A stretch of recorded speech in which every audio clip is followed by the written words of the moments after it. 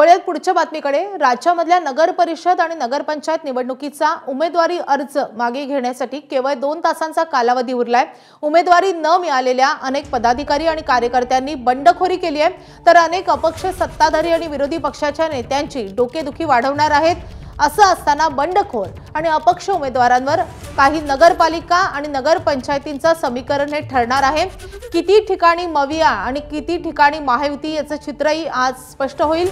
तसंच किती नगरपंचायती या बिनविरोध होणार हे देखील आजच स्पष्ट होणार आहे।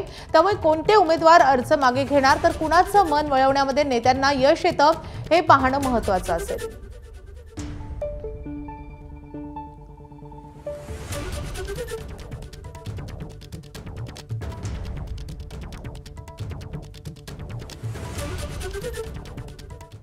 तर बीडमध्ये देखील राजकीय चुरस चांगलीच वाढलेली आहे। कोण उमेदवारी मागे घेणार याची चर्चा सध्या जिल्ह्यामध्ये आहे। बीडमधले आपले प्रतिनिधी विकास माने आपल्या सोबत आहेत। विकास, बीडमध्ये काय राजकीय चित्र आहे?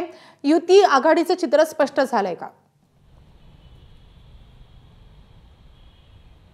नक्कीच बीड जिल्ह्यामध्ये जवळपास 6 नगर परिषदेसाठी ही निवडणूक प्रक्रिया जी आहे ती पार पडणार आहे। आज अर्ज मागे घेण्याचा शेवटचा दिवस आहे आणि जिल्हाभरामध्ये 6 नगरपालिकेमध्ये जवळपास 122 उमेदवारांनी आपला उमेदवारी अर्ज जो आहे तो मागे घेतलेला आहे। यामध्ये नगराध्यक्ष आणि त्याबरोबरच नगरसेवक पदाचा देखील समावेश असल्याचं पाहायला मिळते। विशेषतः जर आपण पाहिलं तर बीड नगरपालिकेमध्ये जवळपास नगराध्यक्ष पदासाठी 4 उमेदवारी अर्ज आहेत, म्हणजे 30 उमेदवारी अर्ज जे आहेत ते नगराध्यक्ष पदासाठी दाखल करण्यात आले होते। त्यामध्ये 4 उमेदवारी अर्ज जे आहेत ते नगराध्यक्ष पदासाठी मागे घेण्यात आलेले आहेत आणि त्याबरोबरच नगरसेवक पदासाठी 577 उमेदवारी अर्ज जे आहेत ते वैध ठरले आणि त्यानंतर त्यातील 27 उमेदवारी अर्ज जे आहेत ते आज मागे घेण्यात आलेले आहेत। अवघे शेवटचे काही तास शिल्लक राहिलेले आहेत आणि त्याचीच प्रक्रिया जी आहे ती सध्या नगरपालिकेमध्ये देखील सुरू आहे। मात्र एकंदरीत जर पाहिलं तर दुसरीकडे जे प्रमुख पक्षाचे दावेदार आहेत त्यांच्या माध्यमातून नगरपालिकेचा प्रचार जो आहे तो देखील सुरू झालेला आहे।